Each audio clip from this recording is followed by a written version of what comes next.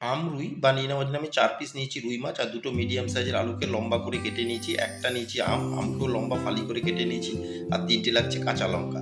প্রথমে আমি মাছের পিসগুলোতে ভালো করে নুন হলুদ মাখিয়ে নিয়ে গ্যাসের ফ্লেম অন করে আমি তেল গরম করে নিয়েছি। এখন একে একে মাছের পিসগুলো আমি এতে দিয়ে দিচ্ছি। মাছের পিস দিয়ে মাছের পিসগুলোকে উল্টে পাল্টে আমি ২ দিকেই ভেজে নিলাম।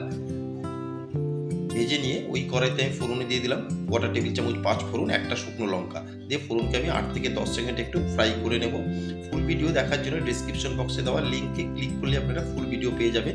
এখন আমি এতে দিয়ে দিলাম আলু দিয়ে মিনিট ৩ ফ্রাই করে এতে দিয়ে দেবো পরিমাণ মতো নুন, জিরের গুঁড়ো, ধনের গুঁড়ো, লঙ্কার গুঁড়ো, হলুদ দিয়ে আমি আলুকে কষিয়ে নিলাম। এখন এতে দিয়ে দিচ্ছি কেটে রাখা আম আর ৩টে কাঁচা লঙ্কা দিয়ে খুব ভালো মতন মশলার সাথে আম আর আলুকে কষিয়ে নিয়ে দিয়ে দেবো এতে আমি জল দিয়ে ঝোল ফুটে এসে এখন আমি এতে দিয়ে দিলাম ভেজে রাখা মাছ। আমার আজকের রেসিপি রুই আম পরিবেশন করার জন্য রেডি।